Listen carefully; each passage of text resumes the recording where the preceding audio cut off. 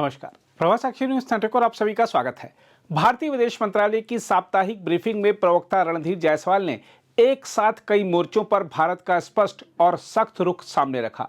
America के साथ व्यापार, ऊर्जा सुरक्षा, चीन पाकिस्तान गठजोड़, बांग्लादेश में अल्पसंख्यकों पर हमले, वैश्विक बहुपक्षीय संस्थाएं और कूटनीतिक मर्यादा जैसे मुद्दों पर भारत ने न केवल तथ्य रखे बल्कि संदेश भी दिया कि दबाव और दुष्प्रचार से हमारी नीति नहीं बदलेगी। अमेरिकी कांग्रेस में भारत को 500% शुल्क से दंडित करने वाले विधेयक पर विदेश मंत्रालय ने दो टूक कहा कि भारत अपनी ऊर्जा जरूरतों को वैश्विक बाजार की स्थितियों के अनुसार विविध स्रोतों से पूरा करता है।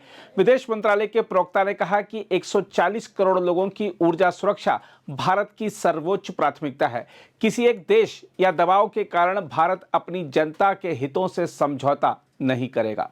भारत अमेरिका व्यापार समझौते पर भी विदेश मंत्रालय ने अमेरिका से आए हालिया बयानों को गलत करार दिया। विदेश मंत्रालय के प्रवक्ता ने कहा कि पिछले वर्ष फरवरी से भारत और अमेरिका एक संतुलित और पारस्परिक लाभ वाले समझौते पर बातचीत कर रहे हैं और कई बार सहमति के करीब भी पहुंचे हैं। उन्होंने यह भी स्पष्ट किया कि प्रधानमंत्री नरेंद्र मोदी और अमेरिकी राष्ट्रपति डोनाल्ड ट्रंप के बीच 2025 में 8 बार फोन पर बातचीत हुई है।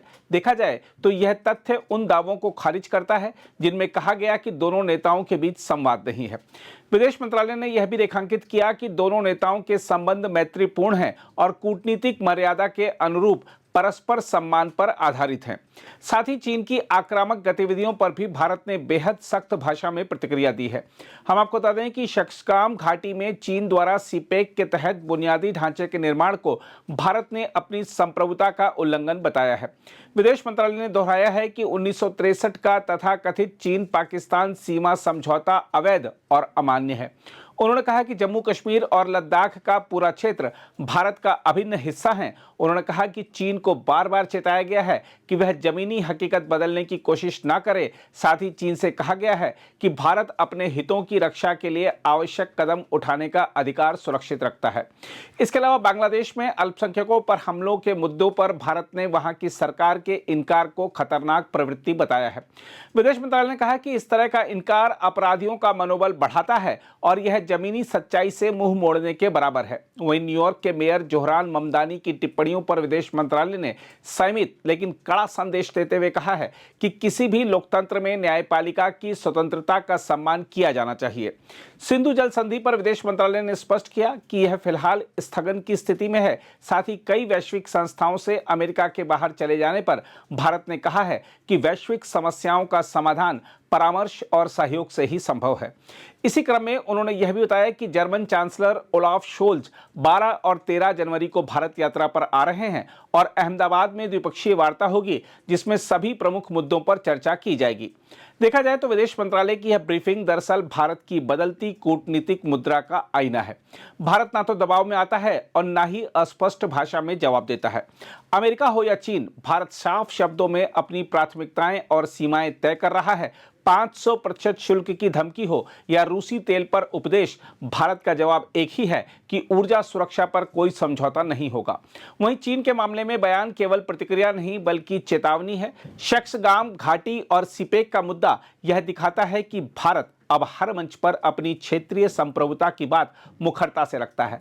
यह रुख उस दौर से अलग है जब ऐसे मुद्दों को टालने की कोशिश होती थी। इसके अलावा अमेरिका के साथ व्यापार वार्ता पर तथ्य रखकर भारत ने यह भी दिखाया कि दुष्प्रचार का जवाब आंकड़ों और संवाद से दिया जा सकता है।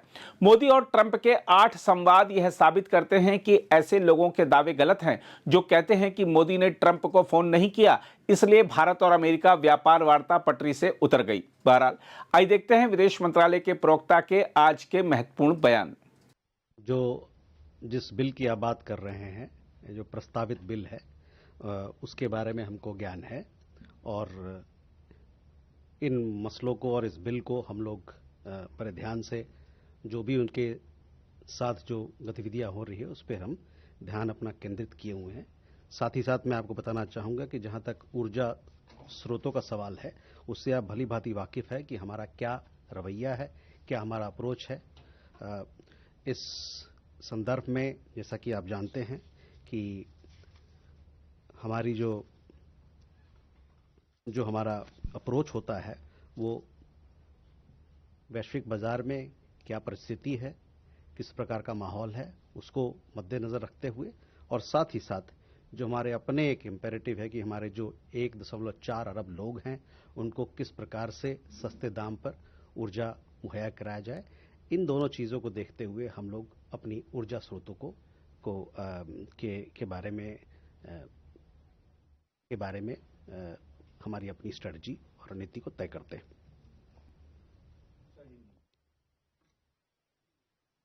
हमने इन टिप्पणियों को देखा है।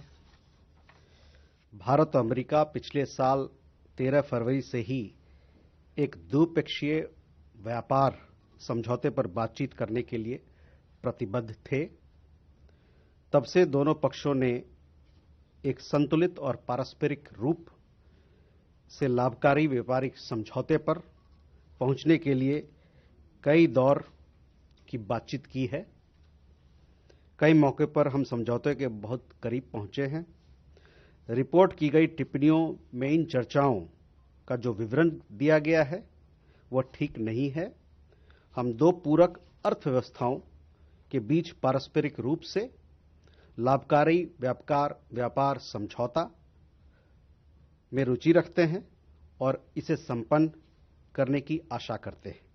संयोग से हमारे प्रधानमंत्री और राष्ट्रपति ट्रंप के बीच 2025 के दौरान 8 बार फोन पर बातचीत हुई है, जिसमें हमारी व्यापक साझेदारी के विभिन्न पहलुओं पर दोनों नेताओं ने चर्चा किया है। Regarding how leaders address each other, let me say that Prime Minister and President Trump, they have a friendly relationship and have always addressed each other with mutual respect as per diplomatic norms. On energy resourcing, I just told you what is our broad approach to it. It is dependent on the evolving dynamics in the global market, as also the imperative for us to provide energy at affordable rates to our 1.4 billion people so that their energy security needs are met. So this will be a factor in the way we engage the global market on energy sources. On the question of our conversations, yes, we have continuous conversations with the United States on several matters. On the question of Ariha Shah, we have, you would have seen that the German Chancellor would be paying an official visit to India on 12th and 13th. We will have bilateral talks between the two leaders, our Prime Minister and German Chancellor in Ahmedabad. During these discussions, all aspects of the bilateral relationship will be discussed. On the issue of comments made by the Mayor of New York, we expect public representatives to be respectful of the independence of judiciary in other democracies. Expressing personal prejudices do not behove those in office. Instead of such comments, it would be better to focus on the responsibilities entrusted to them. On Indus Waters Treaty, our position has been stated several times. It is kept in abeyance. It remains in abeyance till such time Pakistan credibly and irrevocably abjures its support for cross-border terrorism. अगर आप भी लेना चाहते हैं देश दुनिया की तमाम जानकारी तो आज ही सब्सक्राइब करें हमारे चैनल को। साथ ही नीचे दिए बेल आइकन को जरूर दबाएं ताकि हर अपडेट आप तक पहुंच सके।